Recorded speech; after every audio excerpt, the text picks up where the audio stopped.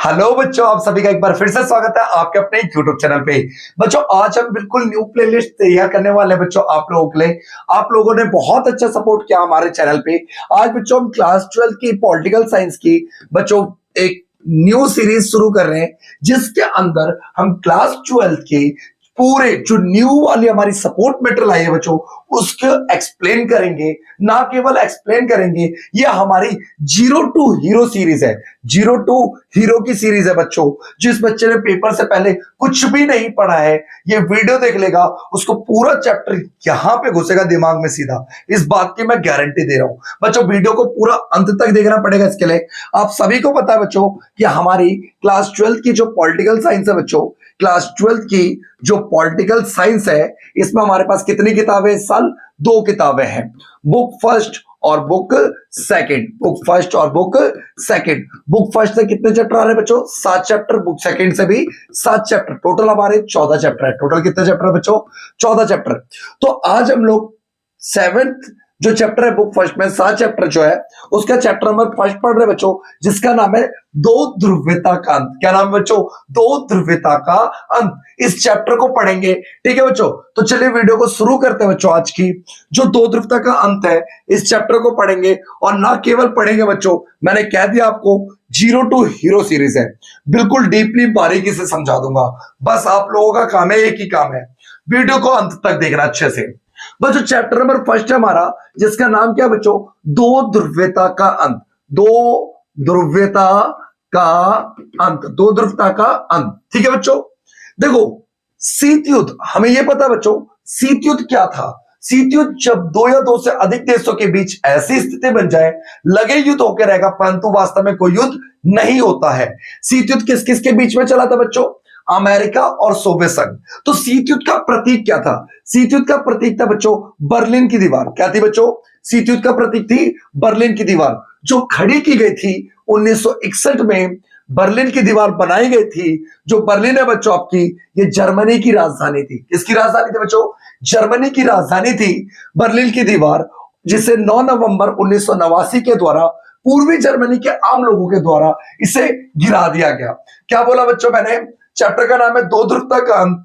दो ध्रुवता का अंत का, दो ध्रुवता का मतलब था तो दुनिया का कितने हिस्सों में बंटा बच्चों? 2। एक का नेता था अमेरिका, दूसरे का नेता था सोवियत संघ, यूएसएसआर, ठीक है। इन दोनों के बीच में दूसरे विश्व युद्ध के बाद एक युद्ध शुरू हुआ, जिसे नाम दिया जाता है शीत युद्ध। और शीत युद्ध का प्रतीक थी बच्चों बर्लिन की दीवार। बर्लिन की दीवार खड़ी की गई थी 1961 में, गिरा दी गई 9 नवंबर 1989 को। कब गिरा दी गई बच्चों? 9 नवंबर 1989 को। 25 दिसंबर 1991 को सोवियत संघ का क्या हो गया बच्चों? विघटन। सोवियत संघ का क्या हो गया बच्चों? विघटन। अगर आपसे कोई पूछ ले कि सोवियत संघ का विघटन कब हुआ था, आप बता दीजिएगा 25 दिसंबर 1991 को सोवियत संघ का विघटन। अब बच्चों आगे हम देखते हैं, जो हमारी महाशक्ति थी, दूसरी महाशक्ति सोवियत संघ। सोवियत संघ का जन्म कब हुआ और सोवियत संघ की व्यवस्था या प्रणाली क्या है? पेपर में बच्चों 4-5 नंबर का एक क्वेश्चन आया था, 4 नंबर का, सोवियत प्रणाली की विशेषताओं को बताइए। तो बच्चों सोवियत संघ बना था 1917 में। कब बना था बच्चों? सोवियत संघ बना था 1917 में। और विघटन का पता भी मैंने बताया था 25 दिसंबर 1991। 1917 को रूस में एक क्रांति हुई थी, जिसे हम कहते हैं बोल्शेविक क्रांति। क्या कहते हैं बच्चों? बोल्शेविक क्रांति, या इसी को हम कहते हैं रूसी क्रांति। इसको कई नामों से जाना जाता है बच्चों, रूसी क्रांति, बोल्शेविक क्रांति, समाजवादी क्रांति, साम्यवादी क्रांति के नाम से भी जानते हैं। इसके बाद समाजवादी सोवियत गणराज्य यूएसएसआर अस्तित्व में आया। तो सोवियत संघ कब बना बच्चों? 1917 में बना। कब बना बच्चों? 1917 में। कौन सी क्रांति थी? रूसी क्रांति या बोल्शेविक क्रांति, ठीक है। सोवियत संघ बच्चों समतावादी समाज, अब एक एक करके समझिएगा। सोवियत संघ जो था ये समतावादी समाज की स्थापना करता है। समतावादी समाज का मतलब है एक ऐसी सोसाइटी जिसमें सभी लोग बराबर होंगे, के निर्माण के लिए केंद्रीकृत योजना। केंद्रीकृत योजना का मतलब होता है सारी पावर सेंट्रलाइज होगी, सरकार की पावर होगी, पूरी की पूरी प्लानिंग के साथ काम होगा, राज्य के नियंत्रण पर आधारित, मतलब पूरा का पूरा कंट्रोल सरकार का होगा। और साम्यवादी दल, कम्युनिस्ट पार्टी, साम्यवादी हिंदी में होता है बच्चों, इंग्लिश में कहते हैं कम्युनिस्ट पार्टी, का नियंत्रण निर्देश पर सोवियत प्रणाली कहलाती है। ठीक है बच्चों, उम्मीद करता हूं समझ आया होगा सोवियत प्रणाली। अगला हेडिंग देखिए बच्चों, सोवियत प्रणाली की विशेषताएं। सोवियत प्रणाली की विशेषताएं क्या है? पहली विशेषता बच्चों, सोवियत प्रणाली जो थी हमारी, वो पूंजीवादी व्यवस्था का क्या करती थी? विरोध करती थी और समाजवाद के आदर्शों से प्रेरित थी। सोवियत प्रणाली जो थी वो पूंजीवादी व्यवस्था की विरोधी थी और समाजवाद के आदर्श से प्रेरित थी। अब कई बच्चों के मन में क्वेश्चन होगा, सर पूंजीवादी व्यवस्था क्या होती है? बच्चों पूंजीवादी व्यवस्था एक ऐसी व्यवस्था होती है जिसमें राज्य का नियंत्रण, राज्य बोलो या बोल सकते हो आप सरकार, सरकार का कंट्रोल कम से कम होता है और इसका जो भी मुख्य उद्देश्य होता है वो होता है लाभ कमाना। जबकि समाजवाद में सरकार का पूरा नियंत्रण होता है, सरकार का पूर्ण नियंत्रण होता है बच्चों, और इसका मुख्य उद्देश्य होता है कल्याण करना। क्या होता है बच्चों? कल्याण करना। ठीक है, आगे देखते हैं सेकंड, सोवियत प्रणाली में नियोजित अर्थव्यवस्था थी। नियोजित का मतलब क्या होता है बच्चों? Planned economy. सोवियत संघ एक ऐसा देश था, दुनिया का पहला देश था जो कुछ भी काम को करने से पहले प्लानिंग करता था, और इसने प्लानिंग करने के लिए 1928 में बच्चों बनाई थी पंचवर्षीय योजना। क्या बनाई थी बच्चों?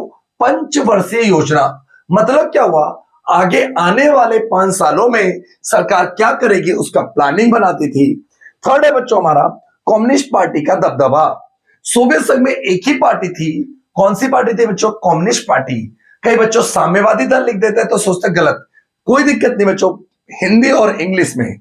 भैया एप्पल को इंग्लिश में, एप्पल इंग्लिश में होता है और सेब हिंदी में होता है, बात एक ही है ना।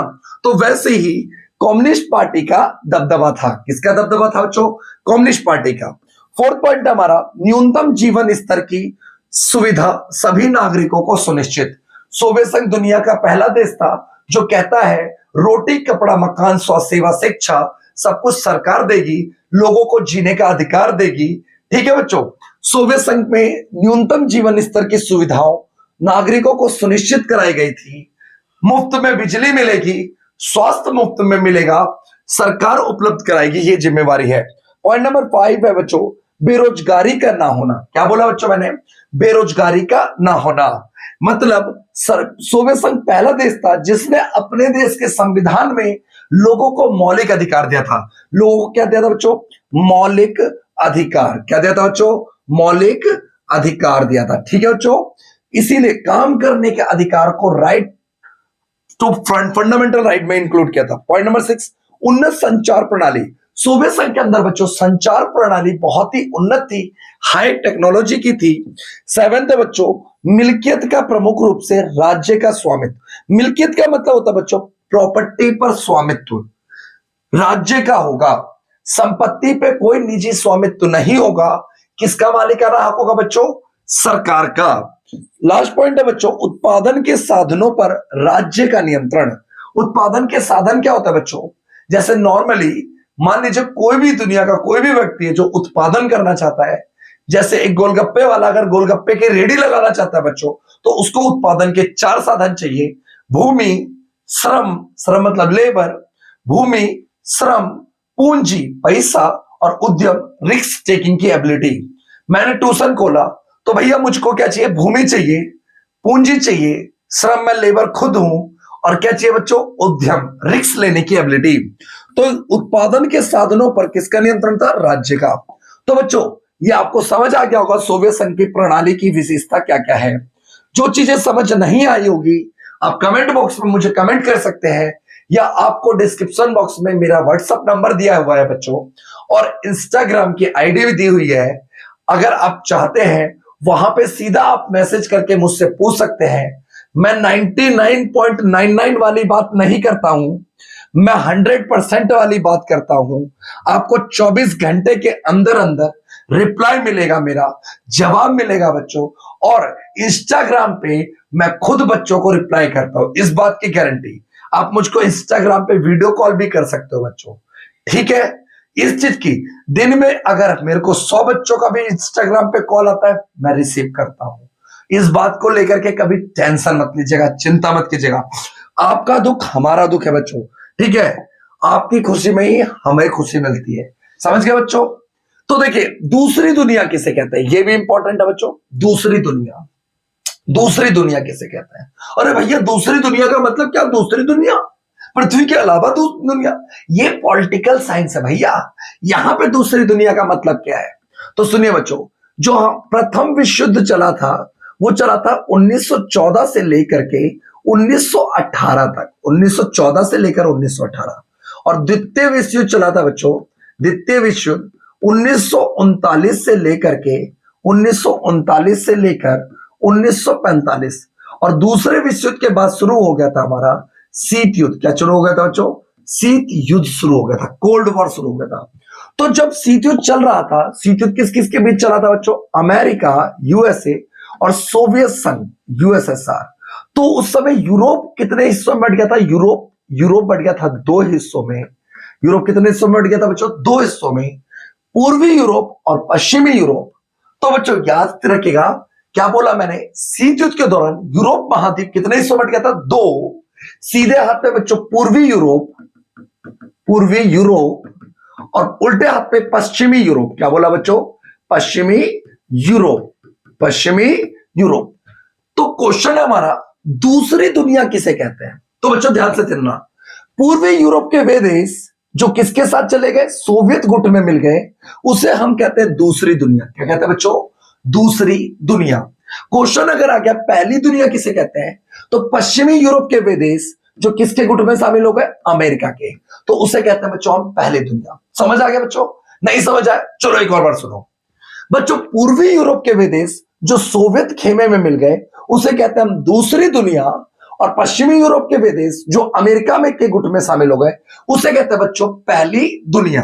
ठीक है बच्चों, समझ आ गया? समझ आ गया? क्लियर हो? मैंने कहा ना आपको क्लियर होगा, मेहनत करनी है आपको। क्या बोला? मेहनत।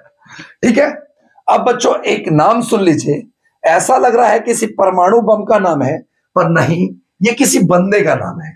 ठीक है, गंदे का नाम नहीं, बंदे का नाम है। अरे बंदा यार, सब पता आपको बंदा क्या होता है, बंदी क्या होता है ना?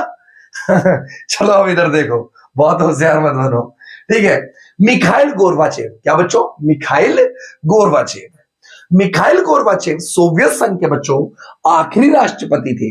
सोवियत संघ के आखिरी राष्ट्रपति? तो सोवियत संघ भैया एक देश था ना, यूएसएसआर, जो कब बना था? 1917 में बना था। इसका विघटन कब हो गया भैया? 25 दिसंबर 1991 को यह देश खत्म हो गया। बच्चों सोवियत संघ बना था, रूसी क्रांति हुई थी, याद है? बोल्शेविक क्रांति, है ना? 15 गणराज्य, 15 देशों का मिलकर बना था एक देश सोवियत संघ, है ना? तो बच्चों मिखाइल गोर्बाचेव साहब जो थे, इन्होंने 1980 के दशक में मिखाइल गोर्बाचेव राजनीतिक सुधार लाना चाहते थे। कहां पर? सोवियत संघ के अंदर। क्या करना चाहते थे? सुधार। तो क्वेश्चन तो मन में आएगा, क्यों करना चाहते थे भैया सुधार? तो देखेंगे आगे भैया सुधार क्यों। और वो लोकतंत्र को लाना चाहते थे सोवियत संघ में, और वहां की अर्थव्यवस्था को पुनरुत्थान करना चाहते थे, दोबारा से क्रिएट। पुनरुत्थान का मतलब पुनर्रचन, दोबारा से बनाना चाहते थे। इसके लिए उन्होंने बच्चों दो तरह के सुधार करे, एक पेरेस्ट्रोइका और एक ग्लासनोस्ट। पेरेस्ट्रोइका का मतलब होता है बच्चों खुलापन, और ग्लासनोस्ट का मतलब होता है आर्थिक और राजनीतिक सुधार। क्या बोला बच्चों? ग्लासनोस्ट, ग्लास भैया, ये रहा पानी का गिलास, ग्लासनोस्ट खुला है ऊपर से, पी लो ग्लास, है ना? ग्लासनोस्ट का मतलब होता है बच्चों खुलापन, और प से पेरेस्ट्रोइका और प से पुनर्रचन अर्थव्यवस्था को रिक्रिएट करना है, पुनर्रचन करना है ना?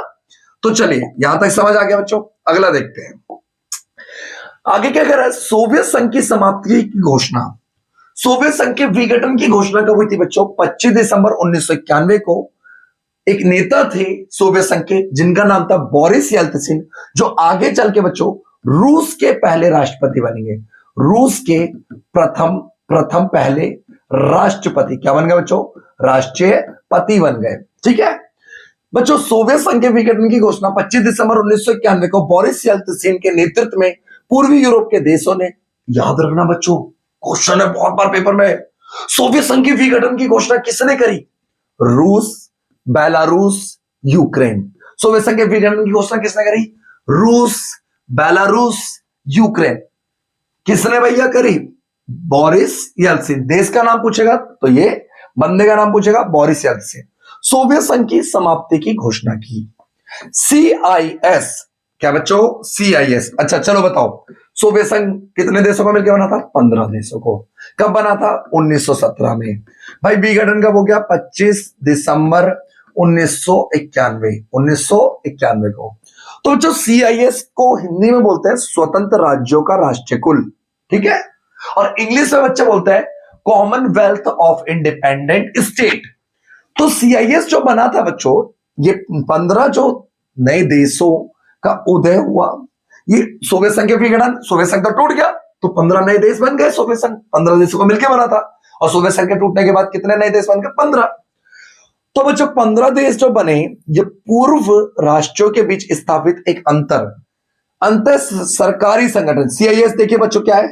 अंतर सरकारी संगठन, मतलब एक ऐसा संगठन जो उन ही देशों के बीच व्यापारिक रिश्ते वगैरह। देखो भैया, सोवियत संघ का विघटन हुआ है, हमारा रिश्ता टूटा है, होता ना, मियां बीवी अमीर सब होते हैं, जो बहुत अमीर सब मियां बीवी डिवोर्स कर लेते हैं और आपस में रिश्ता रखते हैं, बिजनेस वाला व्यापारिक रिश्ता रखते हैं, बिजनेस डील चलाते हैं। तो वैसे ही CIS क्या था? एक तरह का अंतर सरकारी संगठन था। यह एक ऐसा संघ है जो अपने सदस्य देशों के बीच व्यापार, श्रम वस्तुओं और आवाजाही बनाए रखने के लिए हुआ था, जिसे हम क्या कहते हैं बच्चों? CIS। क्या बोलते हैं? CIS, Commonwealth of independent state. तो बच्चों आप देखिए, very very important topic, very very important. Soviet संघ के विघटन के कारण भैया इतना शानदार देश USSR, जो कब बना था बच्चों? 1917 में बना था, का विघटन हो गया था 25 दिसंबर 1991। ऐसे कौन से कारण थे जिसके कारण ये 15 देशों को जो मिलके देश सुंदर सा बना था सोवियत संघ, ये विघटित हो गया? ऐसे कौन से कारण थे जिसके कारण सोवियत संघ टूट गया? काहे टूटे भैया जी? तो पहला पॉइंट, नागरिकों को यहां पे राजनीतिक और आर्थिक आकांक्षा पूरी नहीं हो पा रही थी। लोगों की बच्चों आर्थिक जरूरतें और राजनीतिक जरूरतें पूरी नहीं हो पा रही थी, इसलिए लोगों ने कहा सोवियत संघ भाई साहब टाटा बाय बाय, और सोवियत संघ का विघटन का पहला कारण बना। दूसरा, सोवियत प्रणाली पे नौकरशाही का शिकंजा बहुत ज्यादा था। ये क्या होता है सर जी नौकरशाही? नौकरशाही, ब्यूरोक्रेट, सरकारी अधिकारी, बड़का बड़का अधिकारी सब, इनका बहुत कब्जा था, तो लोगों को नाराजगी बढ़ रहा था। कम्युनिस्ट पार्टी का राजनीति पर अंकुश, जो वहां की एक ही पार्टी थी बच्चों, कम्युनिस्ट पार्टी, उसका राजनीति पे दबदबा था, ठीक है। इसका एकल अधिकार, संसाधनों का ज्यादातर यूज जो था सोवियत संघ के अंदर किसमें जा रहा था बच्चों? परमाणु के हथियार पर, परमाणु के हथियार बनाने में जा रहा था। फिफ्थ पॉइंट बच्चों, प्रौद्योगिक और बुनियादी ढांचे में, मतलब टेक्नोलॉजी के मामले में, बुनियादी ढांचे के मामले में सोवियत संघ पश्चिमी देशों से काफी पीछे रह गया था, जिसके कारण सोवियत संघ का विघटन का यह भी एक क्या बच्चा बना कारण। रूस की प्रमुखता, सोवियत संघ बना तो 15 देशों से मिलकर था, पर इसमें जो दबदबा चलता था किसका चलता था बच्चों? रूस का। किसका चलता था? रूस का। 7 पॉइंट है बच्चों, गोर्बाचेव के द्वारा किए गए सुधार। गोर्बाचेव के द्वारा किए गए सुधार, गोर्बाचेव, मिखाइल गोर्बाचेव ने सुधार किए थे ना, ग्लासनोस्ट, पेरेस्ट्रोइका। उसके बाद क्या हुआ था?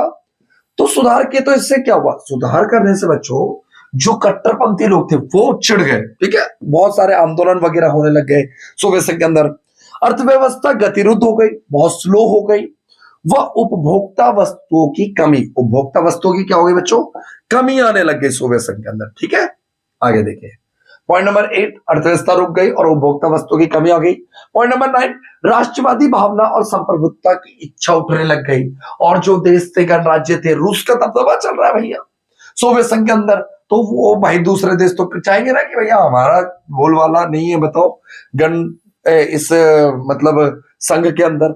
सोवियत प्रणाली का सत्तावादी होना, वही सोवियत प्रणाली अपनी भाई बातचीत करने लग रही थी, ठीक है। आगे देखिए बच्चों, पॉइंट नंबर 11, अरे मच्छर साहब जी आप हट जाइए, आप तो पॉइंट मार के चले गए यहाँ पे।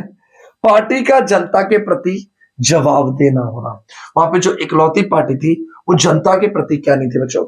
जवाबदेह नहीं थी, जवाबदेह नहीं थी, ठीक है बच्चों।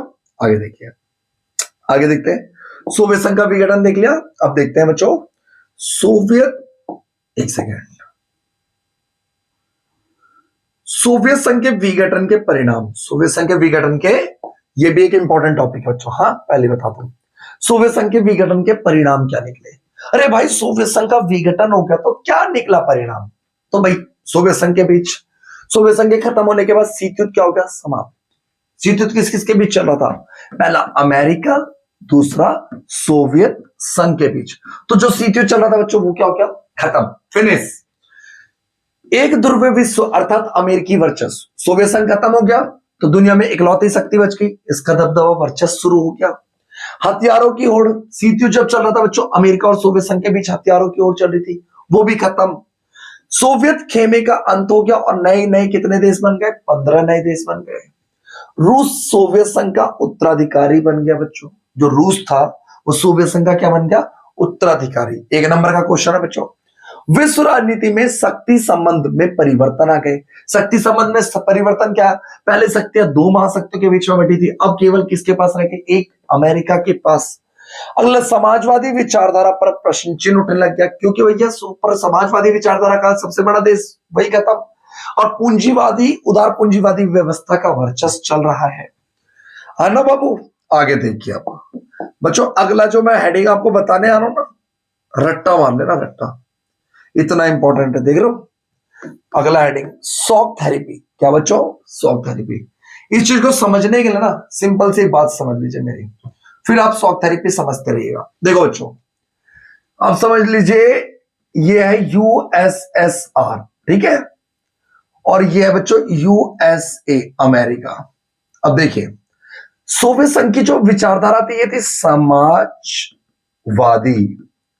और वही इसकी विचारधारा क्या थी, पूंजीवादी। ठीक है बच्चों, सोवियत संघ जो थी एक बंद अर्थव्यवस्था थी, बंद अर्थव्यवस्था, अर्थव्यवस्था, और वही अमेरिका कहते हैं एक खुली अर्थव्यवस्था। ठीक है बच्चों, तो देखो बच्चों ये जो था ये कम्युनिस्ट था, यहां पे कम्युनिस्ट पार्टी थी, और ये एक था लोकतंत्र। ठीक है बच्चों, जब सोवियत संघ का विघटन हुआ ना तो सोवियत संघ क्या करा, अपने व्यवस्था में सुधार करने के लिए ये समाजवाद से किस में बदल गया, पूंजीवाद से। बंद अर्थव्यवस्था से किस में बदल गया, खुली अर्थव्यवस्था। कम्युनिस्ट पार्टी से कहां पे आ गया भैया, लोकतंत्र में। बदलाव ऐसे ही थोड़ी हो जाता है, दिक्कतों का सामना करना पड़ता है। कष्टप्रद संक्रमण बदलाव, कैसा बदलाव बच्चों, कष्टप्रद संक्रमण बदलाव। इसलिए शॉक थेरेपी को कहते हैं आघात पहुंचा के उपचार करना, अपने आप में कठिनाई का समस्याओं का सामना करके क्या करना, सुधार करना, कष्टप्रद संक्रमण बदलाव। ठीक है बच्चों, अब देखिए इसमें किससे बात, सलाह किससे ली सोवियत संघ ने, विश्व बैंक और अंतरराष्ट्रीय मुद्रा कोष से। ठीक है, पूंजीवाद की और संक्रमण जो बदलाव था इसी को हम क्या कहते हैं बच्चों, शॉक थेरेपी कहते हैं। ठीक है, आगे देखिए, शॉक थेरेपी समझ आ गया होगा बच्चों, ये हो गया शॉक थेरेपी हो गया। अब देखिए शॉक थेरेपी की विशेषताएं, शॉक थेरेपी की विशेषताएं देखिए बच्चों, शॉक थेरेपी की विशेषता क्या है। पहली, मिल्कियत का प्रमुख रूप से निजी स्वामित्व, मतलब अभी याद है सोवियत संघ में पहले प्रॉपर्टी पे पूरा अधिकार किसका था, राज्य का, बट अब किसका अधिकार हो गया बच्चों, निजी स्वामित्व का, है ना, मालिकों का अधिकार। सेकंड, राज्य की संपदा का निजीकरण कर दिया गया, राज्य की प्रॉपर्टी का क्या कर दिया गया बच्चों, निजीकरण, प्राइवेट हाथों को सौंप दिया गया। सामूहिक फर्म की जगह अब निजी फर्म आ गई, सरकारी कंपनी की जगह प्राइवेट कंपनीज आ गई, सामूहिक फर्म की जगह क्या हो गया, निजी फर्म आ गया। मुक्त व्यापार व्यवस्था को अपनाया गया, मुक्त व्यापार व्यवस्था को क्या कराया गया बच्चों, अपनाया गया। मुद्राओं का आपसी परिवर्तनशीलता बढ़ा, पश्चिमी देशों के आर्थिक व्यवस्था से जुड़ाव बढ़ा, और पूंजीवाद के अतिरिक्त किसी भी वैकल्पिक व्यवस्था को स्वीकार नहीं किया जाएगा, ऐसा माना सोवियत संघ ने। मतलब अपनी विचारधारा खत्म कर दी, अब धीरे धीरे क्या कर रहा, अमेरिका के विचारधारा को अडॉप्ट करते जा रहा सोवियत संघ। आगे देखिए बच्चों, शॉक थेरेपी के परिणाम क्या निकले भाई। पहला, रूस में औद्योगिक ढांचा चरमरा गया, आर्थिक परिणाम अनुकूल नहीं रहे, रूस की मुद्रा रूबल में गिरावट आ गई। ठीक है, रूसी मुद्रा रूबल गिरावट आ गई बच्चों। थर्ड है, समाज कल्याण की जो पुरानी व्यवस्था थी, रोटी कपड़ा मकान स्वास्थ्य सेवा शिक्षा सब कुछ सरकार देगी, वो खत्म हो गई। फोर्थ है बच्चों भाई 90% बच्चों 90% उद्योगों को निजी हाथों में औने पौने दामों में सौंप दिया गया। इसी को कहते हैं बच्चों गैराज सेल। क्या बोलते हैं बच्चों? Garage sale. ठीक है। आर्थिक विषमताएं बढ़ी, अमीर अमीर हो गए, कल्याण की पूरी व्यवस्था नष्ट हो गई, खाद्यान्न संकट हो गया। क्या हो गया बच्चों? खाने पीने की चीजों की कमी आ गई। माफिया वर्ग का उदय हो गया सोवियत संघ में। लोकतांत्रिक संस्थाओं का निर्माण होने के कारण कमजोर जो लोग थे वो संसद को अधिक शक्तिशाली बनाने लग गए। ठीक है बच्चों, ये सब चीजें हैं सोवियत संघ शॉक थेरेपी के परिणाम। ठीक है, आगे देखते हैं बच्चों। देखिए, ये थोड़े कुछ पॉइंट्स हैं, इन पॉइंट्स को याद रखना। जो संघर्ष व तनाव के क्षेत्र, जब सोवियत संघ का विघटन हुआ ना, तो मध्य एशिया के देशों में संघर्ष चला, पूर्वी यूरोप के देशों के बीच संघर्ष चला। पूर्वी सोवियत संघ के अधिकांश गणराज्य संघर्ष की आकांक्षा वाले क्षेत्र बन गए। इन देशों के बाहरी ताकतों की दखलंदाजी भी बढ़ी। रूस के दो गणराज्य चेचन्या और दागिस्तान में हिंसक अलगाववादी आंदोलन चले, जिसका कारण यही हुआ बच्चों, चेकोस्लोवाकिया कितने हिस्सों में बट गया? 2 हिस्सों में। चेक प्लस स्लोवाकिया। 1 नंबर का क्वेश्चन है आपका। ठीक है, आगे देखिए। बाल्कन क्षेत्र। बाल्कन क्षेत्र क्या बच्चों? बाल्कन गणराज्य। देखो, बाल्कन क्षेत्र का ना एक देश था यूगोस्लाविया। क्या था बच्चों? यूगोस्लाविया, जो 1990 में ना यहाँ पे गृह युद्ध हो गया। और इसके बाद ये देश जो है ना कई हिस्सों में टूट गया, कई हिस्सों में टूट गया। ठीक है बच्चों, आगे देखिए। बाल्टिक क्षेत्र। अब देखो, बाल्टिक क्षेत्र में ना 3 देश आते हैं, लुथानिया, एस्टोनिया, लताविया। तो लुथानिया में मार्च 1990 में अपने आप को स्वतंत्र घोषित कर दिया। एस्टोनिया और लताविया और लुथानिया 1991 में संयुक्त राज्य संघ के सदस्य बन गए। 2004 में नाटो में भी ये क्या होगा बच्चों? शामिल हो गए। ठीक है। मध्य एशिया। मध्य एशिया में वही ताजिकिस्तान, तुर्कमेनिस्तान, अफगानिस्तान, किर्गिस्तान।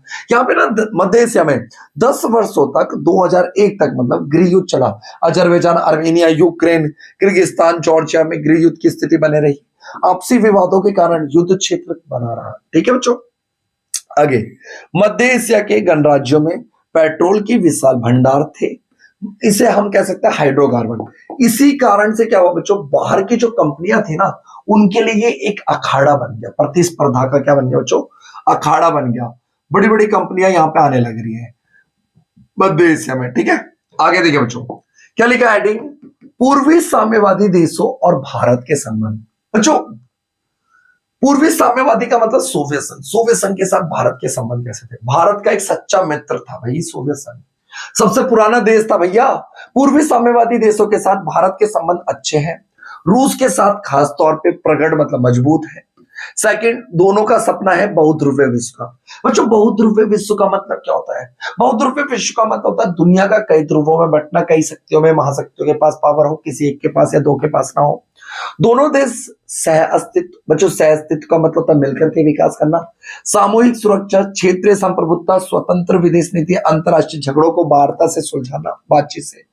संयुक्त राष्ट्र संघ को मजबूत करना, लोकतंत्र में विश्वास करने पे बल देता है। 4th पॉइंट है बच्चों, 2001 में भारत और रूस द्वारा 80 द्विपक्षीय समझौते पर हस्ताक्षर हुए। वेरी वेरी इंपॉर्टेंट है, 1 नंबर के लिए आ जाता है बच्चों। ठीक है।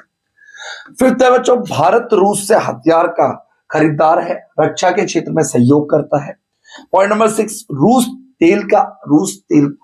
से हम तेल का आयात करते हैं बच्चों। 7, परमाणविक योजना तथा अंतरिक्ष योजना में रूस हमारी मदद करता है। 8th पॉइंट है बच्चों, कजाकिस्तान तुर्कमेनिस्तान के साथ ऊर्जा आयात बढ़ाने की बातें चल रही है भारत की। देखो, गोवा में दिसंबर 2016 में बच्चों ब्रिक्स की एक मीटिंग हुई थी, जिसमें भारत और रूस के 17वें वार्षिक सम्मेलन में भारत के प्रधानमंत्री नरेंद्र मोदी जी और रूस के राष्ट्रपति व्लादिमीर पुतिन रक्षा, परमाणु ऊर्जा और आंतरिक अभियान समेत आर्थिक संबंधों को बढ़ाने पर और के लक्ष्यों के प्राप्ति पर बल दिया गया था इस मीटिंग के अंदर। ठीक है बच्चों, आगे देखिए। अब पूर्वी साम्यवादी देश भारत हो गया बच्चों। अब देखते हैं हम, 1 सेकंड रुकिए, स्लाइड्स चेंज क्यों नहीं हो रही है? हाँ, आ गया। देखो बच्चों, अब पढ़ेंगे हम एक ध्रुवीय विश्व। क्या पढ़ेंगे बच्चों? एक ध्रुवीय विश्व। एक ध्रुवीय विश्व का मतलब क्या होता है भाई? दूसरे विश्व के बाद सीट चला। सीट में कितनी महाशक्तियां थी? 2, यूएसए और यूएसएसआर, है ना। एक ध्रुवीय विश्व, सोवियत संघ का विघटन हो गया 25 दिसंबर 1991। दुनिया में इकलौती महाशक्ति बच्चे अमेरिका। इसी को कहा जाता है बच्चों एक ध्रुवीय विश्व। क्या कहा जाता है? एक ध्रुवीय विश्व। 1991 में सोवियत संघ के विघटन से शीत युद्ध का अंत हो गया और अमेरिका का वर्चस्व शुरू हो गया। राजनीति का स्वरूप बदल गया। दुनिया में अब दो महाशक्ति के, दो ध्रुवीय विश्व से अब एक ध्रुवीय विश्व हो गया दुनिया में। अगस्त 1990 में इराक ने अपने पड़ोसी देश, देखो बच्चों वेरी इंपॉर्टेंट, बहुत ज्यादा इंपॉर्टेंट टॉपिक पढ़ा रहा हूं। इसे हम प्रथम खाड़ी युद्ध भी बोलते हैं, प्रथम खाड़ी युद्ध। ठीक है, 1990 में इराक एक देश है, उसने अपने पड़ोसी देश कुवैत पर क्या कर लिया? कब्जा। मात्र 6 घंटों में कब्जा कर लिया। अमेरिका, संयुक्त राष्ट्रीय संघ, सॉरी बच्चों यूएनओ, संयुक्त राष्ट्रीय संघ ने इस विवाद को के समाधान के लिए अमेरिका को इराक के विरुद्ध सैनिक बल प्रयोग करने की अनुमति दे दी। देखो बच्चों क्या बोला मैंने? इराक ने कुवैत पे हमला किया, मात्र 6 घंटे में कब्जा किया। यूएनओ शांत कराने, यूएनओ का काम ही है बच्चों शांत कराना। 4th चैप्टर में पढ़ाऊंगा मैं आप लोगों को। देखो हमारे चैनल पे ना आपको बच्चों बिल्कुल न्यू सिलेबस की वीडियोस मिलेगी, न्यू सिलेबस की, कोई इधर उधर की नहीं भैया, इधर से कॉपी पेस्ट छम छुम छम नहीं, पूरी न्यू सिलेबस हमारा। संयुक्त राष्ट्र संघ का ये नाटकीय जो फैसला था ना, अमेरिका के राष्ट्रपति जॉर्ज बुश ने इसे नई विश्व व्यवस्था की संज्ञा दी थी। न्यू वर्ल्ड ऑर्डर कहते हैं बच्चों। ठीक है, बिल्कुल रट्टा मार लेना। अमेरिका के राष्ट्रपति बिल क्लिंटन लगातार पूछ लेता है क्वेश्चन, बिल क्लिंटन कितने बार राष्ट्रपति बने? भाई 2 बार बने, 1 जनवरी 1993 से 2001 तक। ठीक है बच्चों, रहे तक राष्ट्रपति पद पर रहे। इन्होंने अमेरिका ये जब राष्ट्रपति थे कहां पे फोकस किया? घरेलू रूप से अधिक मजबूत किया और अंतरराष्ट्रीय स्तर पर लोकतंत्र को बढ़ाया, जलवायु परिवर्तन, विश्व व्यवस्था जैसे नरम मुद्दों पर बल दिया। नरम मुद्दों पर बच्चों क्या दिया? बल दिया। ठीक है, आगे देखिए बच्चों, अमेरिका का वर्चस्व, भाई सोवियत संघ के विघटन के बाद अमेरिका का वर्चस्व चल रहा है, इसे कहता है भपका। हाँ भपका, ऐसे कर दो ना, ध्योस, सामने वाला इतना तगड़ा। तो अमेरिका का वर्चस्व कैसे था? सैनिक कारण थे कई भाई आर्थिक कारण थे, कई सांस्कृतिक, एक एक करके पढ़ते हैं। सैनिक कारण, उच्च सैनिक प्रौद्योगिकी, टेक्नोलॉजी, सैनिक टेक्नोलॉजी के मामले में सबसे आगे। सर्वाधिक सैनिक बजट, सबसे ज्यादा खर्चा करता है अपने सेना पे पूरी दुनिया में। अमेरिका के बाद के भी 15 देश आ गए ना, उनका जोड़ भी अमेरिका के बजट से ज्यादा है। अमेरिका का बजट ज्यादा निकलेगा। 5 सशस्त्र कमाने, अमेरिका ने ना भाई, हम अपने आर्मी को ना अपने देश की सुरक्षा के लिए बनाते हैं। अमेरिका ने ना अपनी पूरी दुनिया को 5 कमान क्षेत्रों में बांट रखा है, उत्तरी, दक्षिणी, केंद्र, यूरोप व पैसिफिक। उदाहरण देखिए, दूसरा खाड़ी युद्ध, ठीक है, पढ़ाऊंगा अभी दूसरा खाड़ी युद्ध आपको। अब आर्थिक कारण देखते हैं। विश्व की सबसे मजबूत अर्थव्यवस्था है अमेरिका। मुक्त समुद्री व्यापार पर नियंत्रण है बच्चों, याद रखना, SLOCS, sea line of communications. ठीक है, इंटरनेट और MBA का जनक माना जाता है।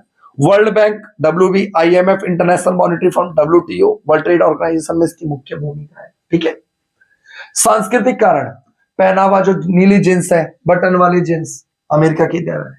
खान पान, मैकडोनल्डीकरण, भैया पिज्जा बर्गर इज्जा और खाए जा हिज्जा हिज्जा, सब इनकी देन है भैया। US संस्कृति का विस्तार हुआ, रात्रि की शिफ्ट में काम करना, ठीक है, वैलेंटाइन डे मनाना, या यहीं के कल्चर को अडॉप्ट कर रहे हैं अब हम। ठीक है बच्चों, आगे देखिए। अब यहाँ पे आपको एक टॉपिक दिख रहा होगा, अमेरिका के द्वारा चलाए गए सैनिक अभियान।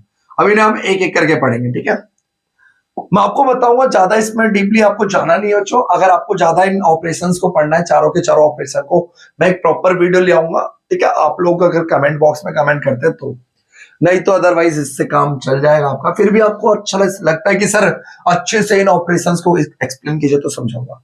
ऑपरेशन डेजर्ट स्टॉर्म, इस समय बच्चों अमेरिका के राष्ट्रपति जॉर्ज बुश सीनियर थे। यह ऑपरेशन 1991 में चला था। ये था क्या बच्चों? एक घटना हुई थी प्रथम खाड़ी युद्ध की, प्रथम खाड़ी युद्ध की। इसमें क्या होता है, इराक ने किस पे हमला कर दिया था? कुवैत पे। मात्र 6 घंटे में कब्जा कर दिया। शांत कराना है यूएनओ की बात इराक के राष्ट्रपति सद्दाम हुसैन ने नहीं मानी, तो अमेरिका के यूएनओ ने अमेरिका के राष्ट्रपति को ये बोला कि भैया शांत करवाओ थोड़ा इराक को। तो उस समय जॉर्ज बुश सीनियर भैया हमारे साहब राष्ट्रपति थे, इन्होंने कहा इसी नाटकीय फैसले को कहा बच्चों नई विश्व व्यवस्था। ठीक है, अमेरिका ने एक ऑपरेशन चलाया 34 देशों के साथ मिलकर के, क्या नाम था? ऑपरेशन बाई डेजर्ट स्टॉर्म। कुवैत आजाद हो गया इस ऑपरेशन का, ठीक है। अब देखिए operation infinite reach, infinite reach, reach, infinite reach क्या था भैया? इस समय अमेरिका के राष्ट्रपति थे बिल क्लिंटन। 1998 में हुआ क्या था, अमेरिका का एक दूतावास था बच्चों केनिया में और एक दूतावास था तंजानिया। केनिया का एक शहर है नैरोबी राजधानी है और तंजानिया का एक शहर है दार एस सलाम। यहाँ पे अमेरिका के दूतावास थे। इन दूतावासों पे बमबारी कर दी। किसने बमबारी कर दी? अलकायदा ने। तो अलकायदा को मुंह तोड़ जवाब देना था, अमेरिका के घर पे हमला करेगा, दूतावास पे ले भाई क्रूज मिसाइलों से अफगानिस्तान और भाई सूडान में घुस के बमबारी करी क्रूज मिसाइलों से अमेरिका ने और अलकायदा को मुंह तोड़ जवाब दिया गया।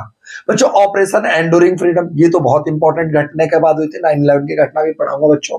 जॉर्ज डब्ल्यू बुश इसमें क्या थे? राष्ट्रपति थे। ये 2001 की घटना बच्चों।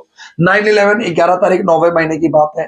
अमेरिका में 19 अरब देशों के अपहरणकर्ताओं ने 4 विमानों को कब्जा कर लिया, उन्हें अलग अलग जगहों पर टकराया। इससे अमेरिका की बहुत बड़ी किरकिरी हुई। अमेरिका ने अलकायदा और तालिबान को मुंहतोड़ जवाब देने के लिए एक ऑपरेशन चला जिसका नाम था ऑपरेशन एंडोरिंग फ्रीडम, ठीक है। अब अगला वाला तो हास्यात्मक है बच्चों, ऑपरेशन इराकी फ्रीडम। मजे मजे में अमेरिका ने इराक को मार दिया और कारण पूछा तो क्या बता रहा है कि भाई परमाणु हथियार बना रहे थे, पर ऐसा जात में कुछ भी मिला नहीं, ठीक है। इसमें सद्दाम हुसैन का क्या हो गया था बच्चों? अंत हो गया था। ये 2003 में चला था। तो उम्मीद करता हूं बच्चों ये शॉर्ट में आपको समझ आ गई होगी चीजें। और अगर आप चाहते कि इन ऑपरेशंस की वीडियो में स्पेशल ले आऊं तो आप लोग बच्चों कमेंट करके बताइए। देखिए कम से कम इस वीडियो का मैं टारगेट दे रहा हूं आपको, आपके लिए टारगेट है बच्चों, आप करवाएंगे इस पे, मुझे नहीं पता कैसे करवाएंगे। इस पे 1K प्लस लाइक्स होनी चाहिए इस वीडियो के ऊपर, ठीक है। आपका सपोर्ट चाहिए बच्चों। देखो आपके लिए मेहनत कर रहे हैं ना, तो आपका सपोर्ट बहुत जरूरत है बच्चों। देखिए बच्चों 9/11 की घटना क्या थी, ये लिखा हुआ है यहाँ पे पूरा। 11 सितंबर 2001 को 19 अपहरणकर्ताओं के द्वारा क्या कर दिया गया भाई? माना जाता है कि इनका संबंध अलकायदा से था। 4 अमेरिकी व्यापारिक विमानों को कब्जा कर लिया गया। इनमें से 2 विमान न्यूयॉर्क में स्थित वर्ल्ड ट्रेड सेंटर से टकरा गए। इसे 9/11 की घटना कहा जाता है। इस हमले में लगभग 3000 लोग मारे गए और इसके विरोध में अमेरिका ने आतंकवाद के खिलाफ विश्वव्यापक युद्ध छेड़ दिया, जिस ऑपरेशन का नाम था ऑपरेशन एंडोरिंग फ्रीडम, ठीक है। ऑपरेशन इराकी फ्रीडम के बारे में देख लीजिए बच्चों। इसमें सैनिक और राजनीतिक धरातल पर असफल माना जाता है इस ऑपरेशन को अमेरिका के, क्योंकि इसमें 3000 अमेरिकी सैनिक मारे गए, बड़ी संख्या में इराक की सैनिक भी मारे गए, लगभग 50,000 निर्दोष लोग मारे गए। इंपॉर्टेंट है बच्चों 1 नंबर के क्वेश्चन के लिए, ठीक है। अब देखो बच्चों अफगानिस्तान मध्य पूर्व का संकट। 1989 में सोवियत संघ की सेना ने अफगानिस्तान छोड़ने के बाद 1994 में कुछ इस्लामिक छात्रों ने कांधार के शहर पर क्या कर लिया बच्चों? नियंत्रण कर लिया था। तालिबान कहा जाता था इन्हें, तालिबान, जो अंतरराष्ट्रीय आतंकवादियों के लिए सुरक्षित स्थान बन गया अफगानिस्तान एक तरीके से आतंकवादियों के लिए। अफगानिस्तान में युद्ध 2001 में शुरू हुआ। नवंबर 2001 में ब्रिटेन व अमेरिकी फौज द्वारा तालिबान को उखाड़ फेंका गया, परंतु 2020 में अब तालिबान वापस आ गया है। अभी भी अफगानिस्तान में किसकी चल रही है? या तालिबान की चल रही है बच्चों। यहाँ पे फिर से खाड़ी युद्ध, प्रथम खाड़ी युद्ध के बारे में दे रखा है पूरा, ठीक है। इसे आपको मैंने बता दिया है प्रथम खाड़ी युद्ध के बारे में। वैसे प्रथम खाड़ी युद्ध के बारे में बच्चों मैंने बता रखा आपको। 1 सेकेंड रुक जाए, बस बस बस भाई साहब ये रुक जाइए आप। अगस्त 1990 में इराक ने कुवैत पर हमला किया, कब्जा कर लिया बड़ी तेजी से, ठीक है। पूरी कोशिश की गई पर कोशिश नाकाम रही। यूएनओ ने कुवैत को मुक्त कराने के लिए बल प्रयोग की अनुमति दे दी। 34 देशों की मिलीजुली सेना, जिसे कहते हैं बच्चों वेरी इंपॉर्टेंट, आकांक्षियों का महाजोट। बच्चों मैं इसीलिए कहता हूं वीडियो को पूरा देखा करो। देख लो 1 नंबर का क्वेश्चन है ये, और अगर बिल्कुल पॉइंट टू पॉइंट आंसर नहीं लिखा ना, बस नंबर कटे। इसमें टोटल सैनिक थे 6,60,000 सैनिक थे। इसके विरुद्ध मोर्चा खोला गया, ठीक है बच्चों। आगे देखिए संयुक्त राष्ट्र संघ के इस अभियान को ऑपरेशन डेजर्ट स्टॉर्म कहा जाता है। एक हद तक अमेरिकी सैनिक अभियान था ये। 2001 में 9/11 के जवाब, अच्छा 9/11 की घटना भी बताया था हमने। अमेरिका ने भयंकर कदम उठाया, आतंकवाद के खिलाफ विश्वव्यापक मुहिम छेड़ दी, जिसे ऑपरेशन एंडोरिंग फ्रीडम कहते हैं। इसमें अलकायदा और अफगानिस्तान के तालिबान शासन को बनाए रखा। अब आगे देखिए, 19 मार्च 2003 को बच्चों अमेरिका ने ऑपरेशन इराकी फ्रीडम के नाम से इराक पर सैनिक हमला किया, जिसे कोलिशन ऑफ विलिंग्स, आकांक्षियों का महाजोट। बच्चों ऑपरेशन इराकी फ्रीडम में ना 40 देशों से ज्यादा सैनिक थे। कहा जाता है कि इसमें अमेरिका की बहुत खिड़खिड़ी हुई थी। ठीक है, अच्छा, इसमें मेन जो कहते हैं ना, अमेरिका ने इस इराक में हमला ही क्यों किया, तो कहा जाता है कि अमेरिका की एक बुरी नजर थी वहां के तेल के ठिकानों पर, और वो अपनी मन पसंदीदा क्या बनाना चाहते थे बच्चों, सरकार बनाना चाहते थे। ठीक है, अरब स्प्रिंग के बारे में थोड़ी मोड़ी बातें याद रखना बच्चों, वेरी इंपॉर्टेंट है, न्यू सिलेबस में जुड़ा होता है। 21वीं शताब्दी के अंदर लोकतंत्र को चलाने के लिए एक आंदोलन हुआ था। इसकी शुरुआत 2009 में हुई थी। टूनीशिया से इसकी शुरुआत हुई थी। भ्रष्टाचार, बेरोजगारी, निर्धनता के विरुद्ध एक संघर्ष था। ठीक है, याद रखना बच्चों, ये इसके ज्यादा नहीं, ये यमन, बहरीन, लीबिया, सीरिया, मिस्र जैसे इन देशों पे इसका भी अरब स्प्रिंग का प्रभाव पड़ा, याद रखना बच्चों। आगे देखिए, आगे आपका लोकतांत्रिक राजनीति और लोकतांत्रिकरण, ये CIS, ये भी एक इंपॉर्टेंट टॉपिक है बच्चों। ठीक है, देख लीजिए, आप आराम से देख लीजिए, ये इंपॉर्टेंट है सीरियली। स्वतंत्र राज्यों का राष्ट्रीय कुल, जिसे हम कॉमनवेल्थ ऑफ इंडिपेंडेंट स्टेट के नाम से जानते हैं, इसका गठन 1991 में हुआ था। CIS सोवियत संघ के विघटन के बाद इसकी स्थापना हुई। CIS में पूर्व सोवियत संघ के 15 में से 12 देश इसके सदस्य शामिल हुए। Armenia, Azerbaijan, Moldova, Kazakhstan, Kyrgyzstan, Tajikistan, Turkmenistan, Georgia, Belarus, रूस, उज्बेकिस्तान। वर्तमान में इसमें कितने देश है बच्चों, 9 देश है CIS में। जॉर्जिया, यूक्रेन औपचारिक रूप से राष्ट्रीय कुल का सदस्य नहीं बना। 2003 में गुलाबी क्रांति आई थी जॉर्जिया में, यूक्रेन में ऑरेंज क्रांति आई थी 2004 में। राष्ट्रीय कुल के लोकतांत्रिकरण की प्रक्रिया शुरू हुई। ताजिकिस्तान और किर्गिस्तान 2005 में लोकतांत्रिक चुनाव हुए। इस क्षेत्र में लोकतंत्र कायम हो रहा है, नागरिकों को अधिकार दिए जा रहे हैं। ठीक है बच्चों, ये सब चीजें हैं आपकी। ठीक है, तो यहाँ पे बच्चों हम इस वीडियो को फिनिश करते हैं। वीडियो कैसी लगी आप लोगों को कमेंट करके बताएं। अगर हमारी मेहनत आपको अच्छी लगी तो वीडियो को लाइक कर दीजिए, चैनल को सब्सक्राइब कर दीजिए, और कम से कम अपने एक फ्रेंड के साथ और एक स्कूल ग्रुप में वीडियो को शेयर करना ना भूले बच्चों। आप लोगों के एक लाइक से आपका तो कुछ नहीं जाता, बट हमको मोटिवेशन आता। Thank you for watching our YouTube channel. मिलते हैं बच्चों, जय हिंद, जय भारत, अगले वीडियो में।